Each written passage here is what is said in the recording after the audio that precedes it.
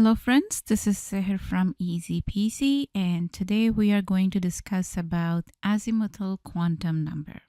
Now, azimuthal quantum number by the definition is one of the four quantum numbers that describe the behavior of an electron in an atom. And it is represented by letter L. What does it describe? It describes the shape of the orbital where electron is found. It also tells us what subshell the electron is present. Is it S, P, D, F? And the angular momentum of the electron. Now let's start with the shape of the orbitals. Here we have four different types of subshells, S, P, D, and F. In S subshell, the shape of the orbital is spherical. In P subshell, the shape of the orbital is usually dumbbell. It can be present on y-axis as you can see here in the picture.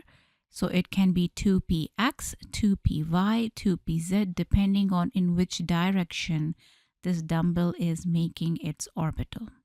Next is D subshell. In D subshell, the shape of the orbital is clover shape. And the F subshell have complicated shape, so we can just say complex shape of the orbital. Now let's say the maximum number of shapes present in each subshell. So N, we know what N is. N is the principal quantum number. It tells us the energy level or shells. And L is the azimuthal quantum number that defines the type of orbital shape inside that shell, and the maximum number of shapes increases only up to n minus 1. So n is your shell and n minus 1 is the number of shapes in the subshell. Okay, now let's take an example. If n is 1, the azimuthal quantum number will be 0 and the shape will look like spherical. If n is equal to 2, the azimuthal quantum number according to this formula will be 0 or 1. It cannot be 2, so it's not equal to the number of principal quantum number. It's always less than one number of the principal quantum number. And the shape will look like dumbbell. If n is 3, the L can be 0, 1, 2, and the shape will look like clover. And if n is 4, the L can be 0, 1, 2, and 3. And the shape will look like complex shape. Let's talk about the angular momentum of the electron. Now, azimuthal quantum number determines how spread out or directional the electron cloud is. And the orbital angular momentum of electron is described by this formula. Here, the uppercase L is showing the angular momentum of electron. Lowercase l is showing the azimuthal quantum number, and h with a bar on it is a constant. So if we put the value of azimuthal quantum number in it, we can determine how much angular momentum is there. So for example, if azimuthal quantum number is 0, if we put 0 here in the formula, the L will be equal to 0. It means it will have simple shape that will land in s orbital and it doesn't have any angular momentum.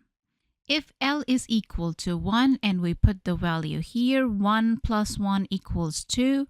2 multiply 1 will be 2h, so it will be under root 2h. That shows the directional shape, that is the p orbital, and it does have some angular momentum. And just like that, if we put the value 2 or 3 here, the value will become more complex and it will lead towards D and F subshells and it will have more angular momentum. Now let's go for some easy peasy practice questions. The azimuthal quantum number L determines the shape of the orbital. For a given principal quantum number n, the possible value of L are, it can be 0 or 1 less than n. What is the value of L for a p orbital? Yep, it's 1. Which of the following corresponds to L equal to? the d orbital.